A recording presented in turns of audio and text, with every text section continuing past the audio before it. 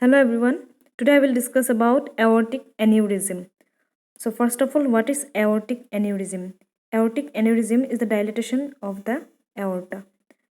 Let me show you a diagram. Here you can see this is the aorta. So the dilatation of this aorta is known as aortic aneurysm. The most common site, if you are asked with the most common site where the aortic aneurysm occurs, that will be in the infrarenal aorta. So to learn about the infrarenal, we should know the anatomy. So from this diagram, we can learn the anatomy of the aorta easily. This is the ascending aorta. Here you can see this is the ascending aorta. This is aortic arch. This is the descending aorta. And here the diaphragm is dividing the aorta. The diaphragm is dividing the aorta into a thoracic aorta and an abdominal aorta. So the diaphragm is dividing the aorta into thoracic aorta and abdominal aorta. And also the kidneys, on the both sides we have the kidneys, and these are the renal veins. So the renal veins are dividing this aorta into a suprarenal aorta and infrarenal. Below the diaphragm, we have two parts of the aorta, suprarenal aorta and infrarenal aorta. It's very easy from the diagram itself. So the infrarenal aorta is the most common site where the aortic aneurysms occur. And sometimes you will get that aortic aneurysm occurs in suprarenal aorta also, and in aortic arch also, in ascending aorta also. And what are the causes?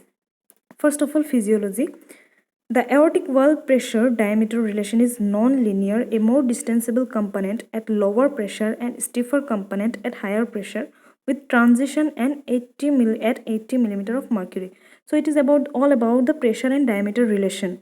When this component is disturbed, the aortic aneurysm occurs. When the pressure diameter relation is disturbed, then the aortic aneurysm occurs. The pressure diameter curve becomes less steep with aging because increase in collagen to elastin ratio.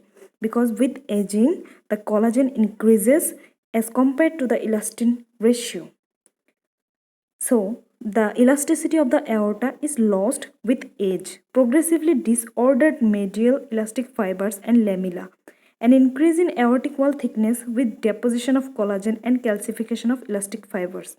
Atherosclerotic changes leading to wall stiffness. So these are the physiology, these are the reason why aortic aneurysm occurs with aging, because with age the pressure diameter relation is non-linear. The pressure diameter relation is disturbed, becomes less steep with aging. There will be more collagen as compared to the elastin, and there will be disordered medial elastic fibers and lamella, and also there will be increase in aortic wall thickness with deposition of collagen and calcification of elastic fibers. So atherosclerosis is one of the leading causes to the formation of aortic aneurysm. Atherosclerosis like in case of hyperlipidemia, hypertriglyceridemia. In healthy adults, aortic diameters do not usually exceed 40 millimeter and taper gradually downstream.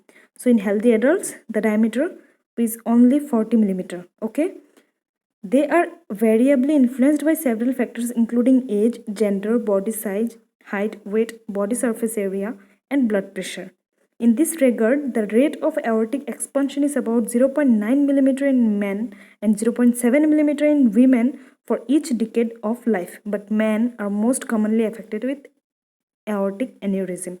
This you should know. This slow but progressive aortic dilatation over mid to late adulthood is thought to be a consequence of aging related to a higher collagen to elastin ratio along with increased stiffness and blood and pulse pressure. So from this we have come to know that because of aging process there will be more collagen in the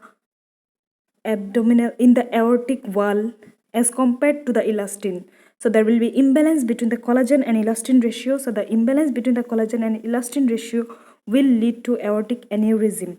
And if you are asked about the aortic expansion, it is 0.9 millimeter in men and 0.7 millimeter in women. Now coming to aortic aneurysm. Aneurysm is the second most frequent disease of the aorta after atherosclerosis. So after atherosclerosis, which is the second most frequent disease of the aorta, it is the aortic aneurysm. Further anatomy, shapes of the aneurysm, here I am showing you. Here you can see different shapes. The saccular aneurysm, it is just a saccule. This aorta, the part of aorta have become a saccule, so it is saccular aneurysm. Fusiform, from the shape only we can give the name fusiform. And ruptured aneurysm, when the aneurysm will rupture, and you all know the ruptured aneurysm causes various kind of diseases, various kind of conditions like oblivion, and ruptured aneurysms may lead to death also. So here you can see the aneurysms.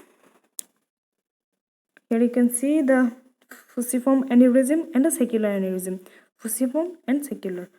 Now coming to fusiform. Fusiform, when the whole circumference is affected. When the whole circumference is affected, and saccular only when a part of the circumference is involved. So fusiform is the true and saccular is false.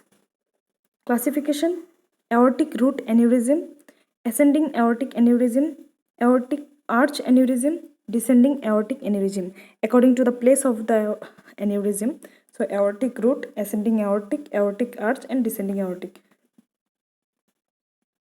And there is a classification which is named as Crawford classification, also called as thoracoabdominal aneurysm. So thoracoabdominal aneurysm, there are 4 types of thoracoabdominal aneurysms. Here you can see the type 1, type 2, type 3, and type 4. So type 1, you can see, you can appreciate from the diagram itself.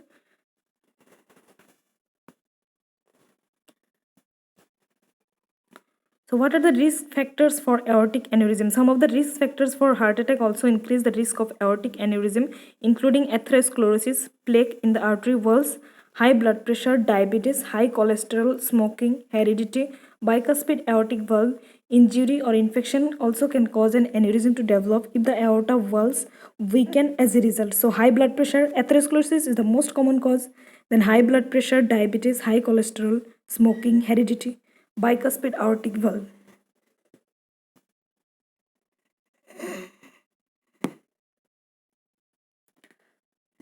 So I will discuss about the clinical manifestations and other in the next video. Hope you find this video helpful, and if you find this video helpful, please subscribe to my channel. I will discuss on the later video. Thank you all.